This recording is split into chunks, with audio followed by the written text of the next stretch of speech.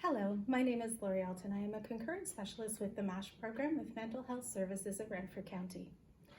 I have been asked to speak about the potential impact of COVID-19 on those who struggle with addiction and some suggestions for help. Since COVID-19, the resounding sentiment has been, we are all in the same boat. And although that is true, we must keep in mind that we are not in the same storm. Throughout history, addiction has been referred to as a disease of isolation. Being socially isolated can prove even more challenging for those who struggle with addictions. For those who struggle, 12-step programs are often people's saving grace.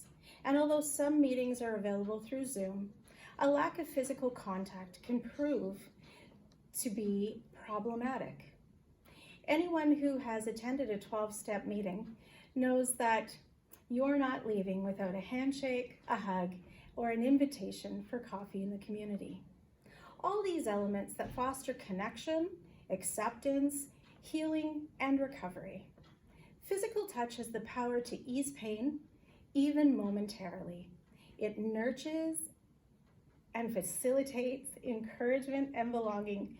When this element is missing, it is a struggle and can be potentially a trigger for relapse and further isolation for folks.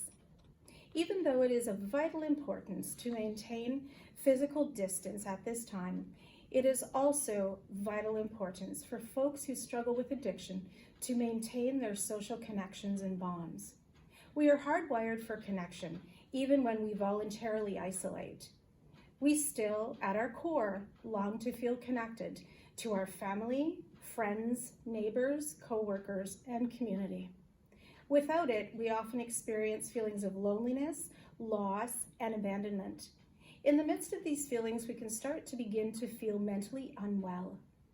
If you can identify with any of these experiences, here are 5 easy ways to foster a good mental health on a daily basis. 1, write or talk about 2 gratitudes for that day. This will help you rewire how you see things.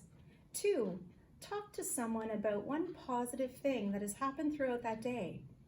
This helps the brain to relive the positive experiences. 3, exercise, go for a walk, run, lift weights, lift your couch. This teaches your brain that behavior matters. 4, meditate. This helps to slow us down and refocus us. 5, do a random act of kindness. This helps to focus on connection and not isolation. The message to those who are currently struggling: use your courageous heart to reach out. Draw on your supports, even in a phone call, a video chat, a text message, or an email. Anything that makes you feel personally connected. For those who have loved ones, friends, and co-workers who struggle with addiction, now is the time to draw them close. They need to feel connected, loved, and supported during this time of isolation and such insecurity. Connection is a huge step toward healing and recovery. Let's make that continued effort to reach out and be one another's connection.